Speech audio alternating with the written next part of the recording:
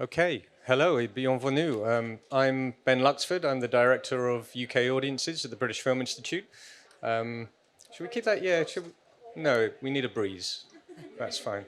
I am a white man approaching middle age. I am wearing all black, and I have increasingly white hair.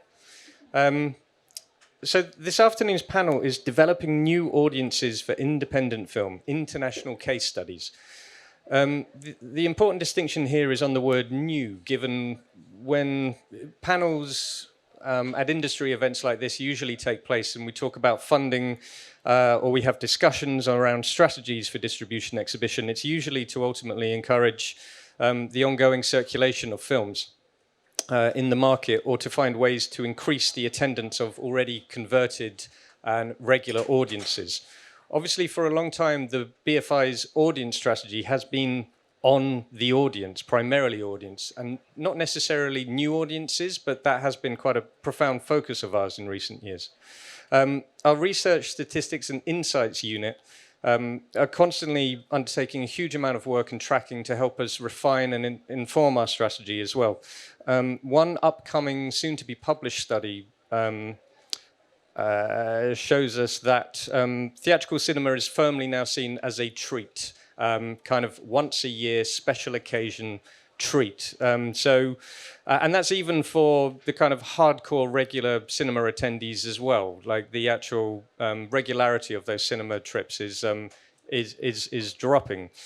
At the same time, and not entirely unrelated, I'm sure, the study has shown us that older audiences are the fastest audience segment and adopters of SVOD as well.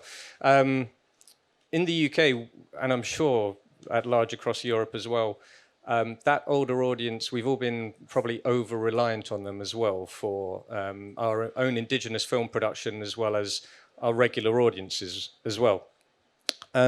So there's some learnings there that I'm putting out there.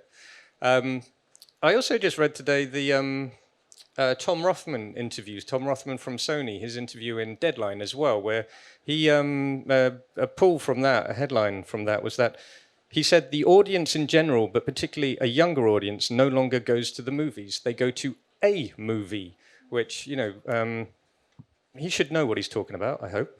So we need to encourage greater attendance theatrically, and for me as a funder, that is the clearest intervention we can make of proving value and public benefit with the modest amount of public funding we have is on out-of-home experiences and largely on cinema experiences as well, because it helps support the overall ecology and, as I say, it can give clearly defined public benefit. So we really need to focus on welcoming new and lapsed audiences into cinemas. So we have speakers here today, invited from across Europe to, they're all running initiatives that do exactly this. They are focused on developing and teaching new and different audiences and reaching different audiences, I should say, for out-of-home activity.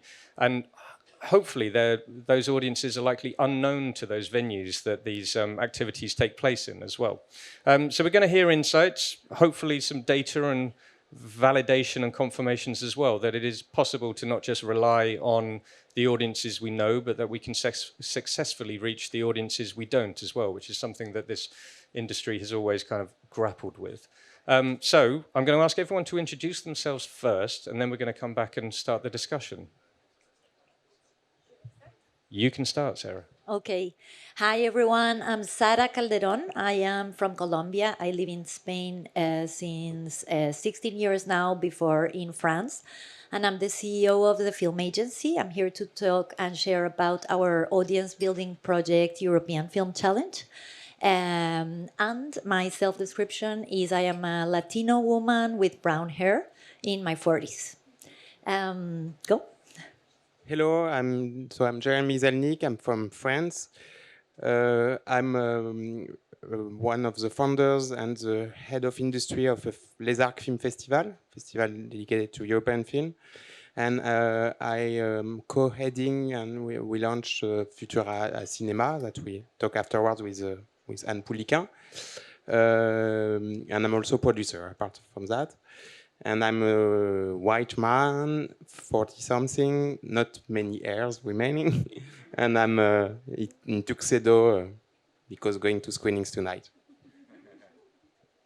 Hi everyone. So my name is Manon Dulauroy. I'm a French white woman in my mid-30s and with brown hair. As you can see. So I am distribution director at Piece of Magic Entertainment. Piece of Magic is a multi-territory distributor based in Amsterdam and founded in 2017 by Caspar Nadeau. We operate on a global level, but we have a particular expertise on the European market. Hello, my name is Ian Cartwright. I'm one of the co-founders, 1155. We're an entertainment specialist marketing agency, and we know entertainment fans and how to reach them.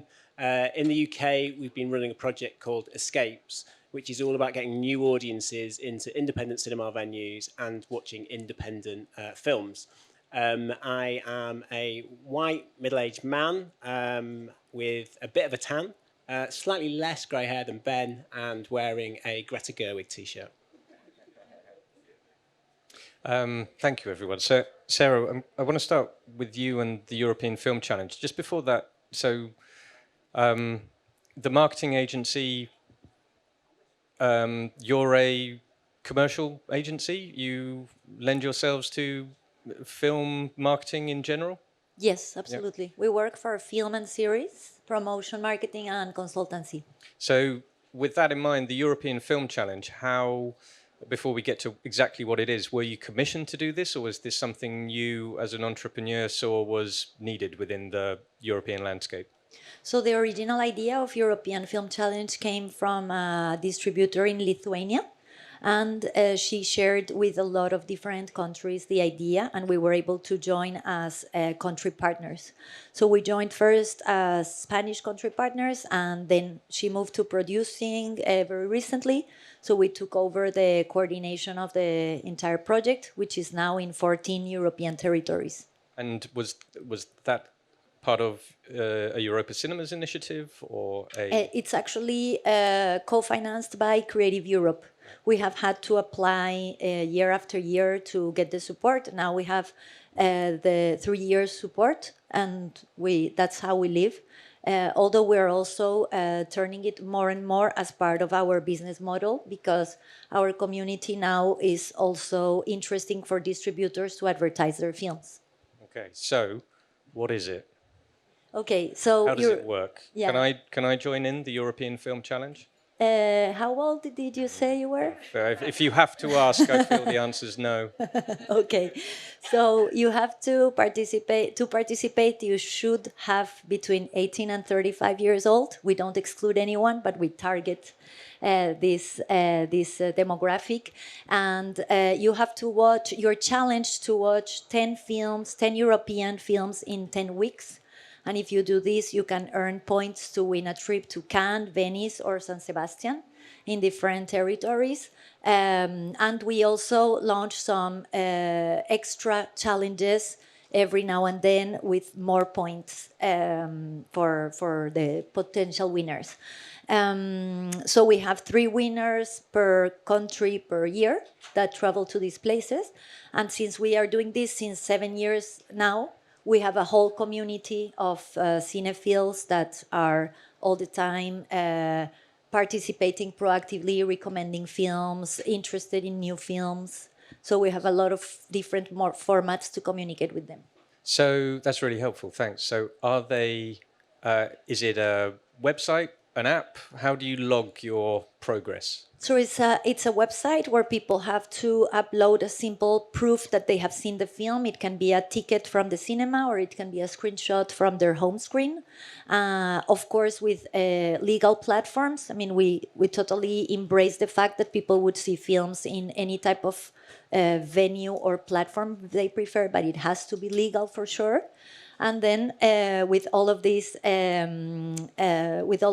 uploads, the system adds the points for that person, and we look for the person that had more points. So presumably you get more points for something really hardcore, obscure. Not really. I mean, any European film of any type gives like single points, But then a lot of films that are promoted by us or by our clients, or that we find particularly interesting for young people, or that have a green policy, or that are screening in our partnering cinemas, get extra points. So it's very open, the ways in which they can get more points. But in order to win, they should be very aware of the different challenges on social media. So you said, I think you said there were 14 countries that participate. Yeah. So how many people can take part? So As actually, many as possible? as many as possible. And the data that I have like refreshed from now, because of course we recently closed the contest for Cannes, is that the most active countries are now France. So France had, for example, 760 young participants in this challenge, while Spain had 462. And France, for example, watched 1,073 unique European films in this challenge. So these are usually the numbers. Spain used to have more, so we are getting more and more inventive because, of course, the contest is already 7 years. Well, in France, we have it for since 2, so it's more. It has maybe more novelty, or there's more cinephiles there too. And what, I mean, what are the main differences you've noticed between countries? So we're starting to get more and more professional data, because some of the work that we're doing with the European Film Challenge is also analyzing, of course, the data that comes from our platform and also from audience panels that we are conducting. So there are all types of very different ways of in cinephiles, but we do see like some patterns that are common. Some of the top watched films, for example, were Anatomy of a Fall as a top, Poor Things, The Zone of Interest, and Perfect Days, and that's pretty common to a lot of territories on these last months.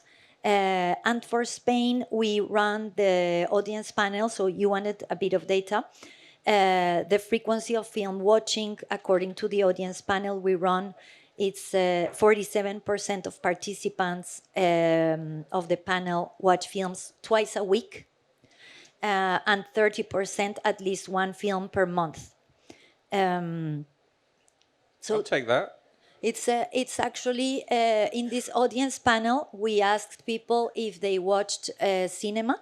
If they didn't in any platform, they were excluded from the panel. And we went with people that would see films at least once a year. So this statistic is also less biased than the actual challenge and the platform, where we have very, very cinephile young people. You've referred to the community as cinephiles a lot. So have they become cinephiles? Has this challenge turned them into cinephiles? Or, as you were just talking about, there is a kind of base entry that you are looking for? It's a good question. I think that we need a bit of time to do also an impact, like a long-term impact survey. But what we are seeing, especially with the events that we do since 3 years now, is that people come all the time, and they become more and more present in the community, and they are more active in recommending stuff to people. And the initiative's been running for a few years, so obviously we've had things like Letterboxd really, arrive in this kind of world as well. Are these things working together? Is Letterboxd really enhancing that community and promoting the challenge? Actually, we very recently had a meeting with them because we want to expand a partnership and hopefully something technological where we can put together our platform together with theirs to make it more efficient and more interesting. So hopefully, yes. And we're also working with Discord communities, for example. Okay. So. Okay, final question for now. You're funded, this is funded by Creative Europe, and obviously funders like to know if things are working or not. So how do you measure success We actually have to do that very soon by the end of this year to take a look at our KPIs to see how many people have participated, but also what kind of buzz we generate for European films after the films are exposed, let's say, beyond the actual game or the actual challenge.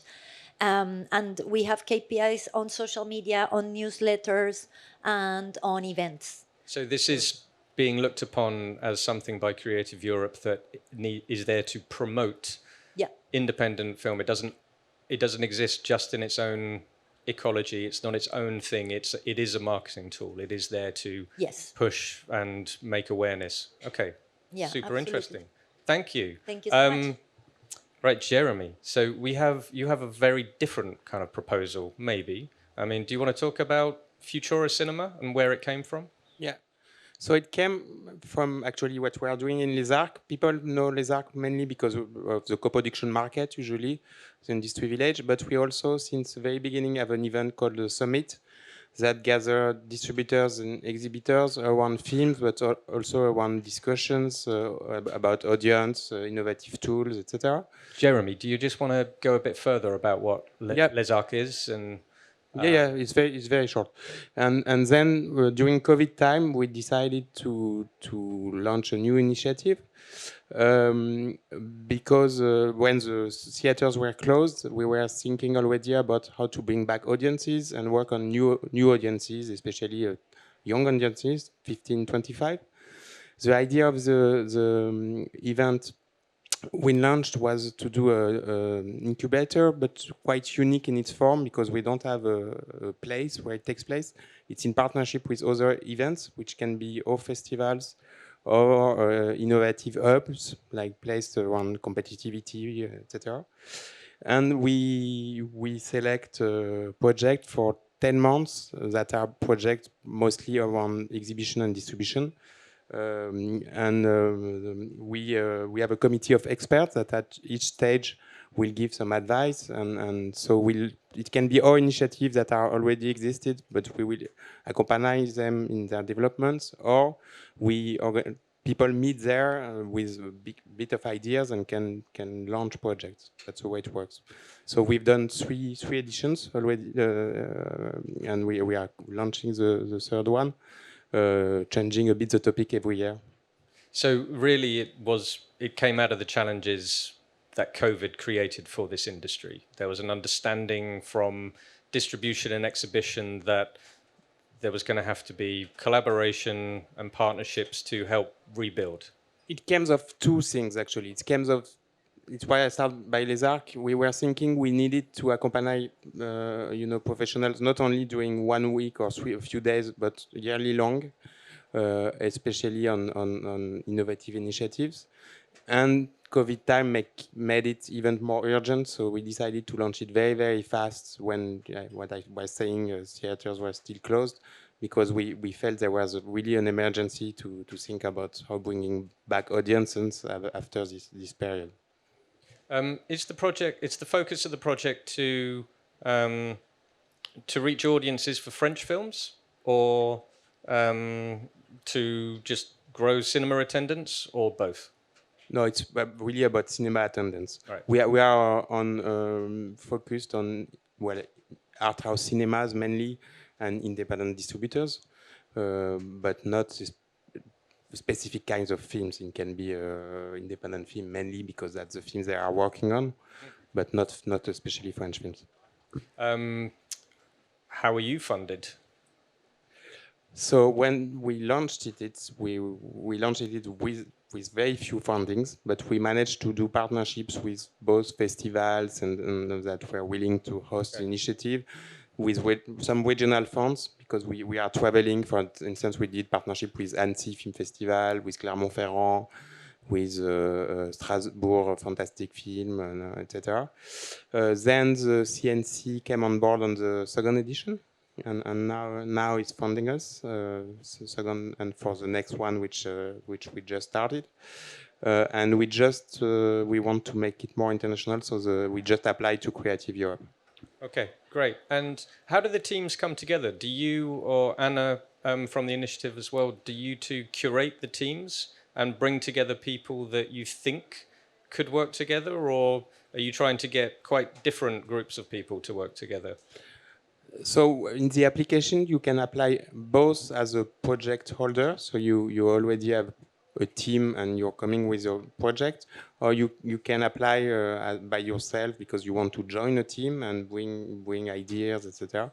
And we have really mixed of those profiles. And when at the first stage, the thing is about building the teams. So, of course, when we select them, we already have ideas of people that want to work together and that it would be interesting.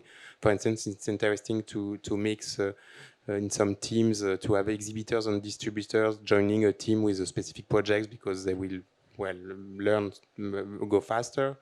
For instance, in the committee of experts that are tutoring the project at each stage, sometimes some decide to join a project. It can happen, so it's very flexible. And we help them, but they take the decision of whom they want to work with, and so it's quite open.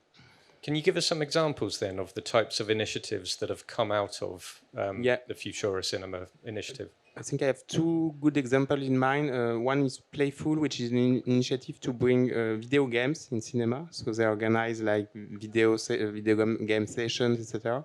There was a big question originally because when you do that, how you deal with the right holder, because it's a kind of distribution at the end. And also it was interesting because arthouse cinema were really reluctant at first before COVID, thinking we are not supposed to do that, etc. And they totally changed their mind because they realized when you bring audience for that, then they can be interested in watching a film. So you can so that and then it started to work quite well, and they got funding a bit thanks to us because cinemas didn't apply to get funding. I had another one in mind. Yes, we had an interesting one which did Futura Cinema last year, which is called Screen Spirit. It's both a festival taking place on Twitch, so on the platform, and then they also organize events in cinemas around that. So they use Twitch communities to really build new audiences and have both an event online that will be on a regular basis and a physical event. So the film festival takes place on Twitch? On both. Right, okay. Also in cinemas. Interesting. Yeah. You get like live reactions of people watching art house films. And they use also people that are popular on Twitch. Like. Right. Oh, okay. So they find the... Yeah. Okay. They were they did it last year. They directly got some financing and they are working on it. And are these initiatives still running? Have they become part of the landscape in France? So Playful, yes, more and more. Screen Spirit is quite new, so they are still in the launching period. And we see in those of projects, and that's what we are thinking we should maybe do now. Is some ask that they would like to have a constant, like we help them to build their project even after the 1 year of incubator. So we are thinking how we can them to work on that, also experiment their projects, etc. That's what things we would like to do in the future. That's great. Thanks, Jeremy. There's a point there I think is probably relevant with Manon as well around audiences for video games in cinemas. So we might return to that. But Manon, do you want to tell us about Piece of Magic? Yes. So Piece of Magic has been created in 2017 by Caspar Nadeau in Amsterdam. And we are a multi-territory distributor. We do theatrical releases. And we started in the event cinema space with a very popular IP in the event cinema space, which is André Rieu, who is one of the biggest, believe me, IP in the event space out there, and has been so for many, many years. And this kind of instantly gave us scale and credibility within that space. But then we also had this will to widen our scope to traditional releases like long feature films, documentaries, etc. And I think having this knowledge and expertise in the event space gave us this legitimacy.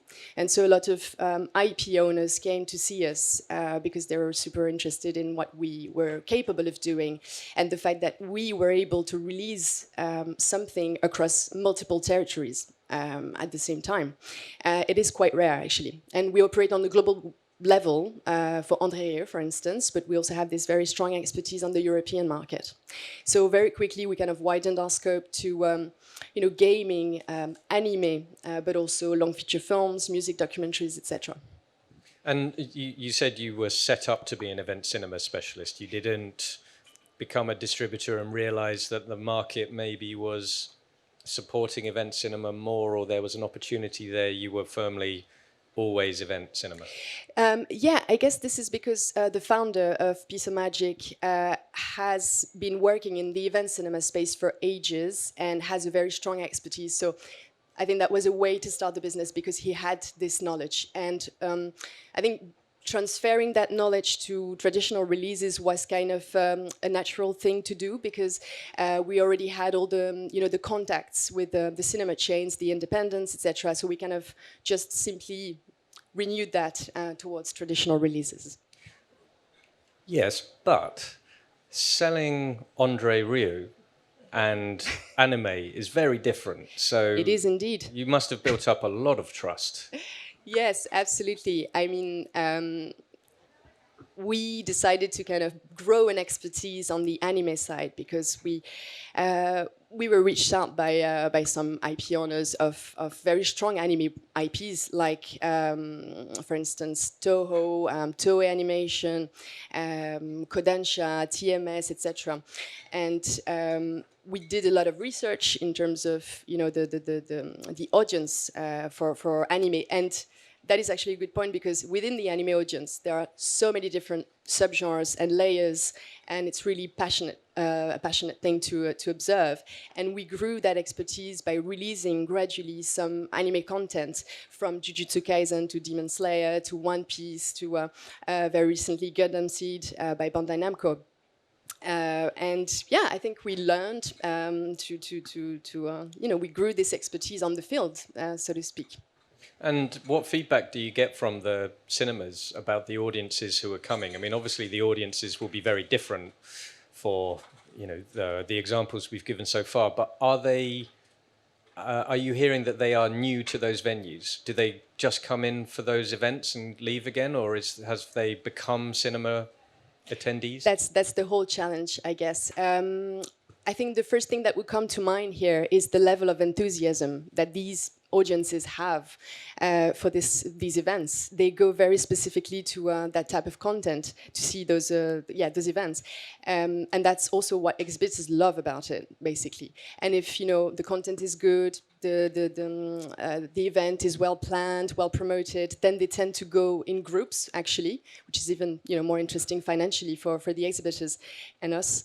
I think what is the main challenge that we have, before even thinking of will they go to see something else, is to manage to make them actually go from watching content at home for anime or gaming, for instance, to actually going to the cinema and pay a premium ticket price. If you take the example of gaming, they can stay at home, and watch League of Legends at home for free on Twitch. So it's all about how we manage to attract them and make them pay a premium ticket price to watch it in the cinema.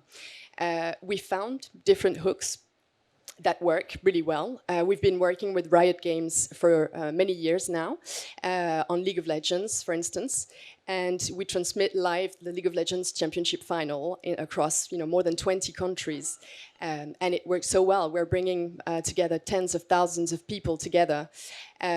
And the hooks that we use for that are varied, like just guaranteeing that they're going to live a very unique experience in the best possible conditions.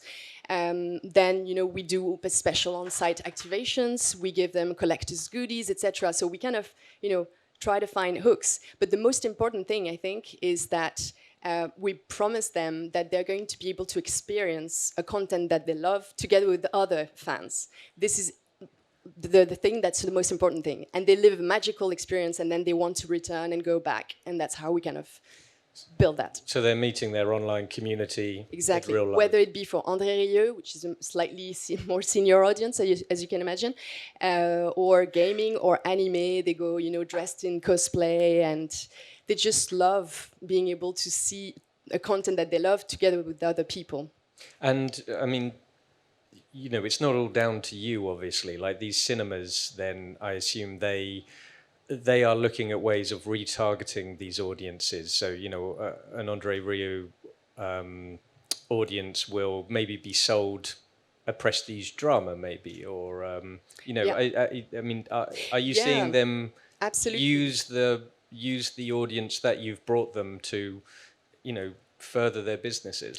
Absolutely. I think there are some bridges that we can build between audiences. We do it all the time for the gaming and the anime audiences. They share a lot of similarities in, their tastes, but also, their gender, age groups, etc.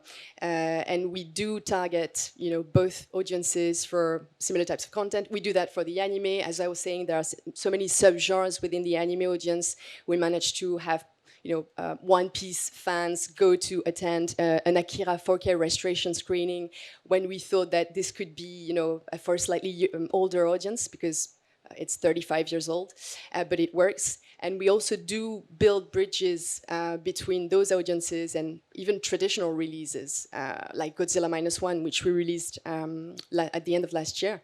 Let's talk about that, because that feels like that's a very different... That's an interesting case study. Yeah, because did that take you by surprise? You were ready for a big event cinema release, and then suddenly you had an actual... Yeah, absolutely. Release so, on your hands. First of all, for those who don't know, we released Godzilla Minus One across 40 territories in the EMEA region, so 40 territories at the same time, just so you know. That wasn't easy. Nobody expected or anticipated the success that it was going to have and the global phenomenon that it was going to become, including the right holders. Yeah, Toho. I should imagine. Yeah. So because the production budget was quite limited compared to American productions. And fun fact actually is that in France, for instance, the previous Godzilla film released by Toho, Shin Godzilla, back in 2017, didn't even have a theatrical release in France. So if we just follow this case study of France, based on that knowledge, we decided to do an event release in France, just release it across 2 days, just targeting premium formats, whereas in other territories, in 80% of the cases, it was a traditional release. So we did that, and it was an instant hit, and we saw that there was a lot of frustration from the French audience due to the very limited time frame of the release. There were online petitions saying, this is not enough, 2 days is not enough, you have to re-release it, please, please, please. So we did have a serious discussions with the right holders, Toho, and we said, we have to react. So we made a radical decision. I sound very American. and we decided to actually re-release the film. So in the middle of the Christmas holiday, when everybody was out of office, we reached out to the CNC to ask for a traditional visa. We reached out to all the cinemas to secure a wide footprint. We managed to secure more than 300 copies across France. We reactivated all our marketing and PR campaigns. And it worked so well. It went super smoothly, surprisingly smoothly, because the audience really wanted to, bring that content back to the big screen. The exhibitors were ready to help, and I think just the bottom line here is to say that as a distributor, you always have to be in the known and listen to your audience and take that feedback and be reactive, basically. Can I just ask for everyone's knowledge, including mine, asking the CNC for a visa? What does that mean? That's a good question. Surely it's a free market and you can do whatever you want. You wish. No, so for the first run, theatrical run in France, when we decided to do a an event release, we asked for visa d'exploitation exceptionnelle. Sorry, this is in French. So exceptional visa. So that allows you to release a film for 2 days with a maximum of 500 screenings. And in that specific context, you don't have to respect the media chronology in France. So the windows. Exactly. Yeah. When we decided to re-release the film with unlimited timing, we asked for a traditional visa. And this is compatible. We can actually do that. And it's quite funny because a lot of journalists asked us if it was an intentional marketing strategy to release first across 2 days and then to have an official traditional release. So, you're like, yeah. Of course. Of course. We said yes. 100%. We said yes. So, I oversee funding for audience activity at the BFI, and a trend in recent years has definitely been distributors eventizing their releases. You know that you can get more of an audience and more of a box office if talent is there, for example. Or we're now seeing regularly lots of themed evenings, whether that's a party in the bar, whether that's, whatever it might be, something tied to the film to try to just eventize things. So how do you feel about that as an event cinema specialist? Do you think the whole market is slowly becoming driven towards event cinema? Yeah. Is distribution event cinema now? It's actually a really interesting and debatable question at the same time, I guess. I think the term event cinema is kind of slowly becoming obsolete in the sense that it's less and less linked to the limited time frame of a release, but more and more linked to how to create an event out of a release, basically. And it can be seen in many ways, as you mentioned, the way to promote, the way to make a true event out of a release. When you take Barbie, for instance, and seeing all these people actually wearing pink to attend a film, and all the promotion, crazy promotion, everything was in pink in the streets, monuments, etc. That is one way to do it. Then there's obviously the special formats, IMAX, 4DX, 3D. Exhibitors are spending a lot of money in, investing a lot in refurbishing and getting equipped to offer the best possible experience in the cinema to their audience. And then it can also be linked to how the film is programmed, actually. So to give you a quick example, a few months ago, we released with A24 Stop Making Sense, which is, the iconic concert by the Talking Heads, which has been remastered in 4K, released for its 40th anniversary. And we released it in the Benelux region.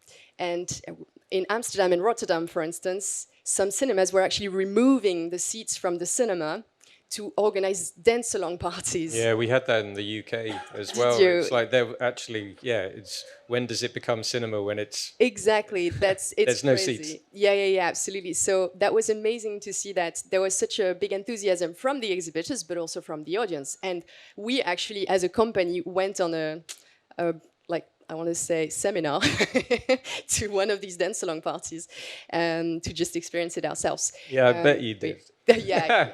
Taking notes, of course. Just to say that I think event cinema is now more about creating a momentum towards an opening weekend and making everything you can to create a magical experience, something unforgettable.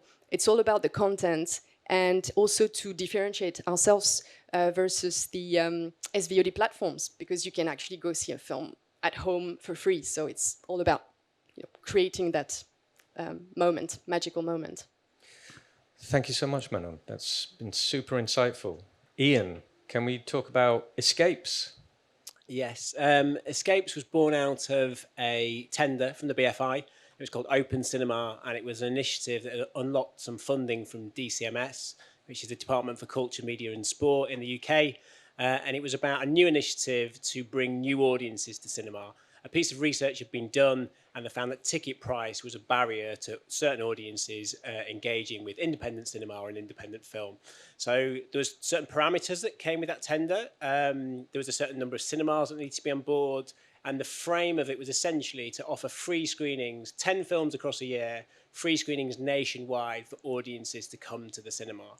So 1155 is a marketing agency, work a lot with the entertainment industry, but also work a lot with consumer brands that use entertainment to reach their audiences.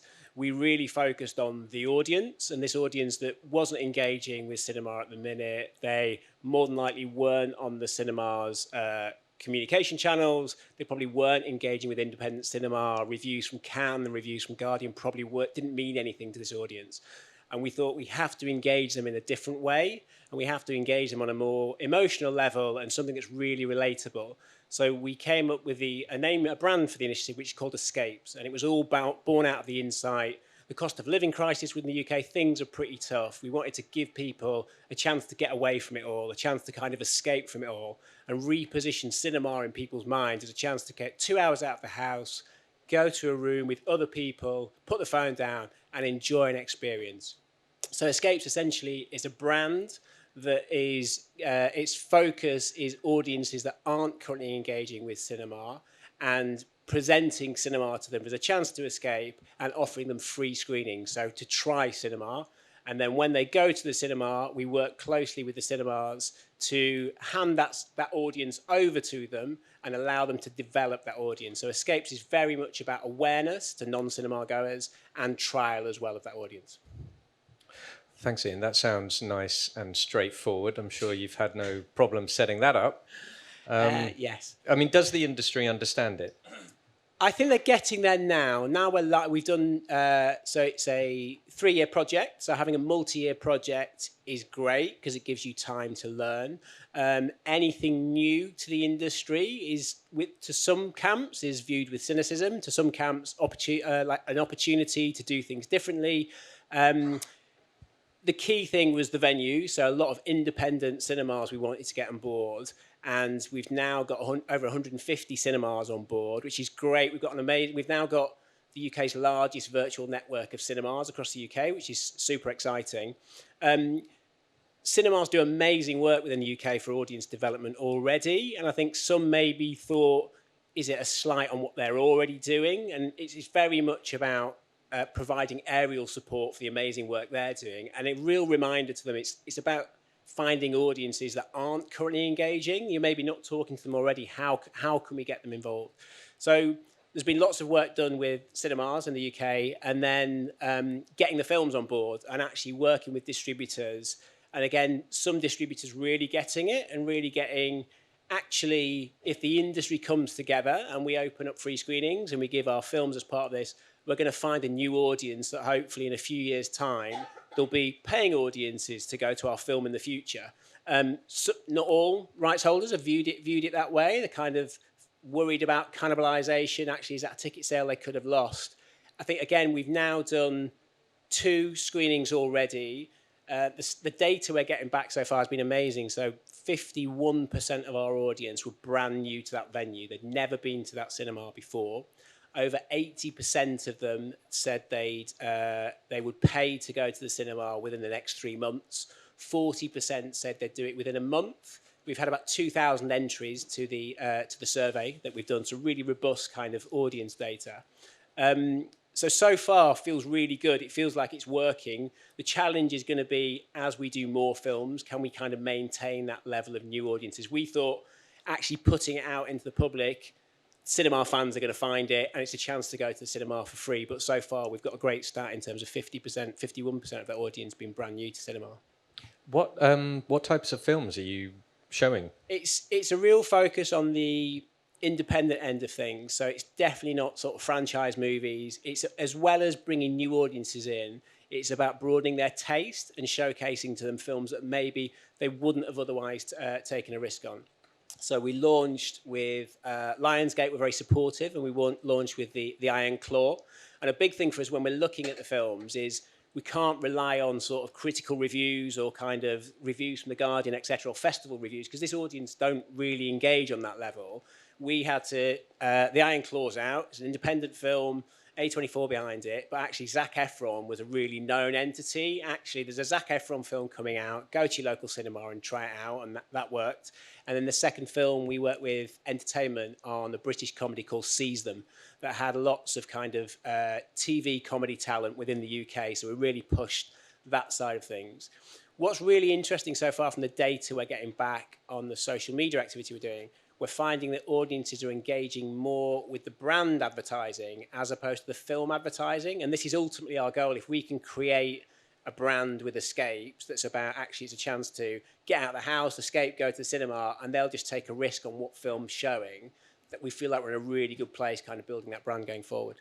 And what are the plans for the future on it? I mean, the films have been, English language and, fairly broad releases in their own right, but are you going to really start to challenge these audiences or 100%. kind of give them,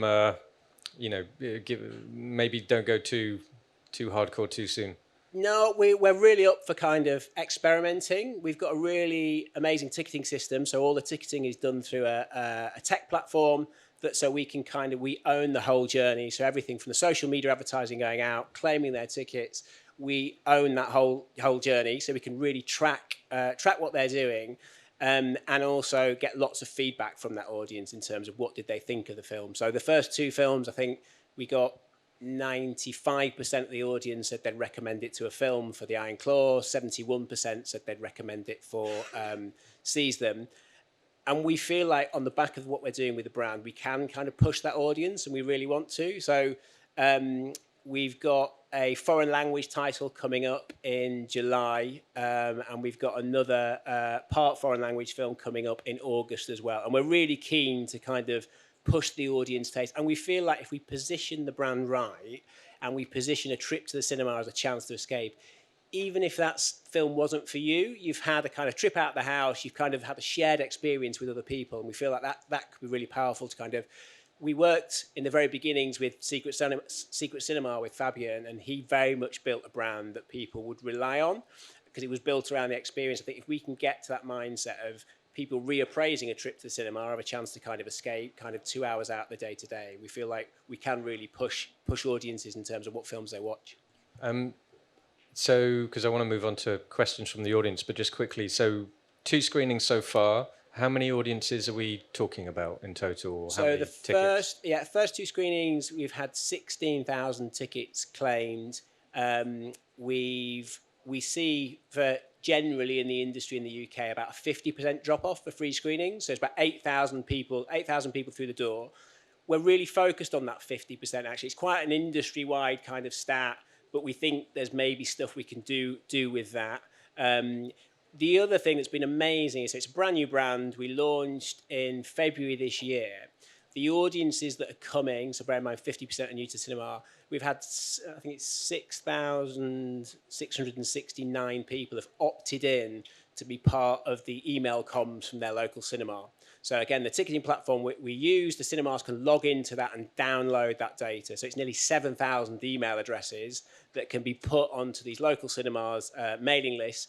Ideally for us, we're saying actually if you can segregate this audience and bear in mind they've come for the first time for free, what can you do for their second trip? Is it money off? Is it a money off food and beverage? Or is it another film that actually similar to the film that they've seen, and kind of grow and develop an audience that way?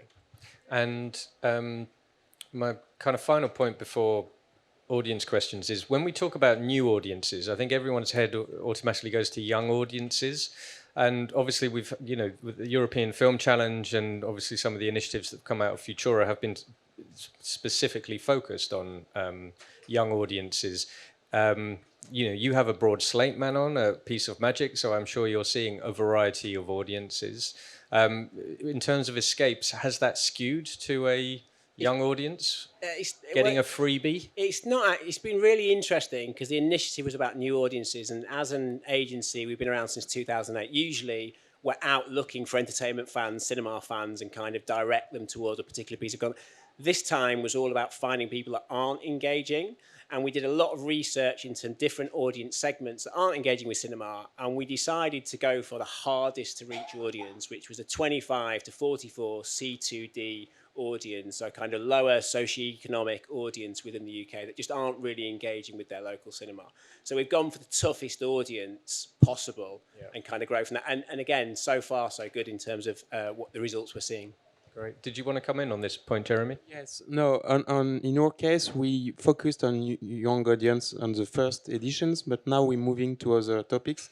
For instance, this year we will work on transsectorial approach, which means how, practices in music industry or in museum, etc., can give us new ideas in the movie industry. And I have in mind one project which is more focused on museums so far, but that could work. They are thinking of having,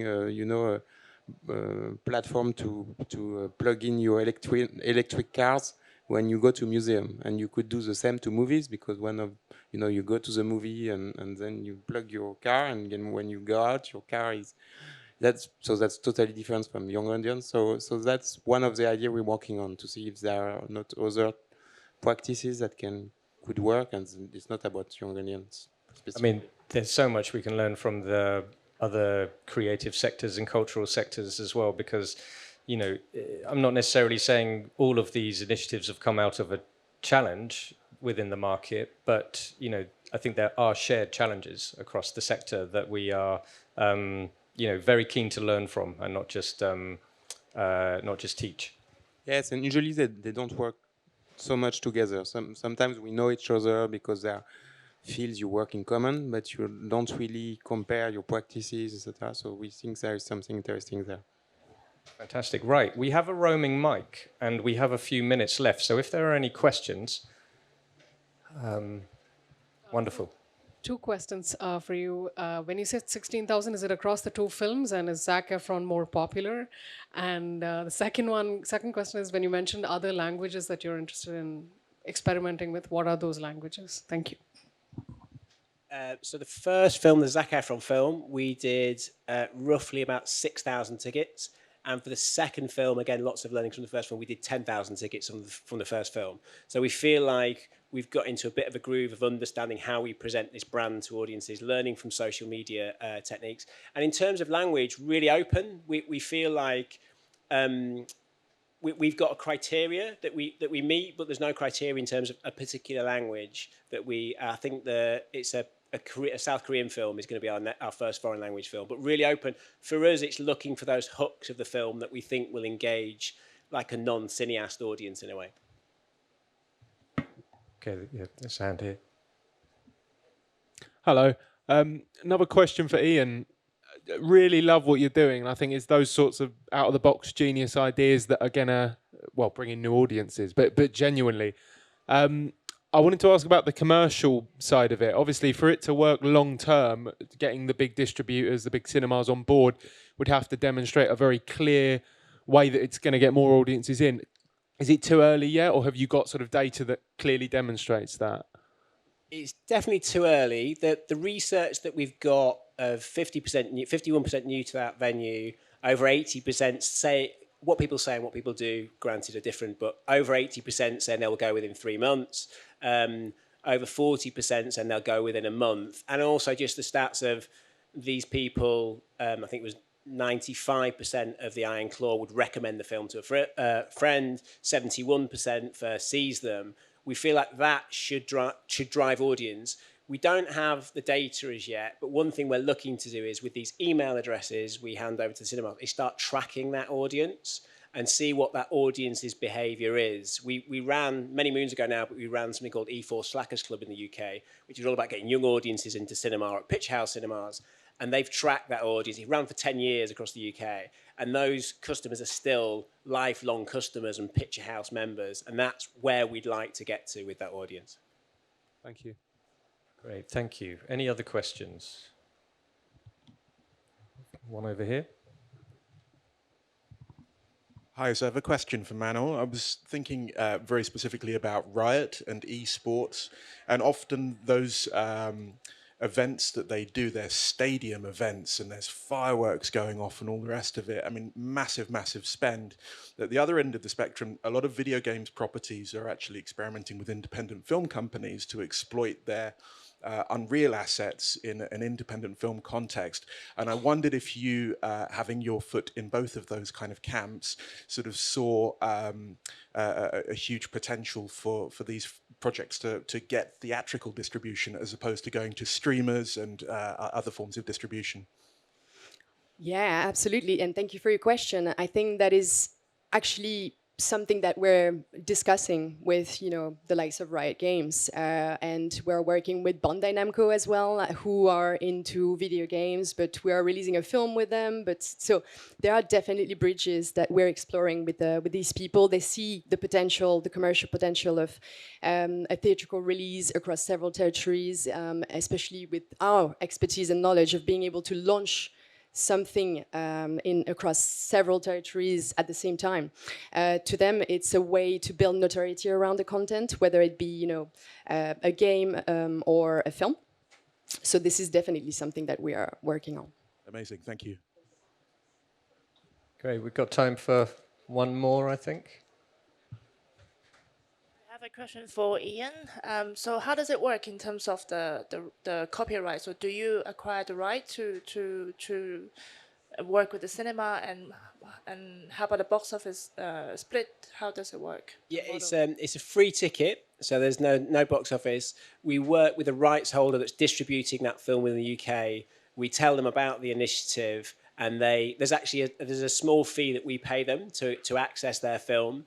And play it in the cinemas, and that kind of covers any costs of kind of DCPs, etc.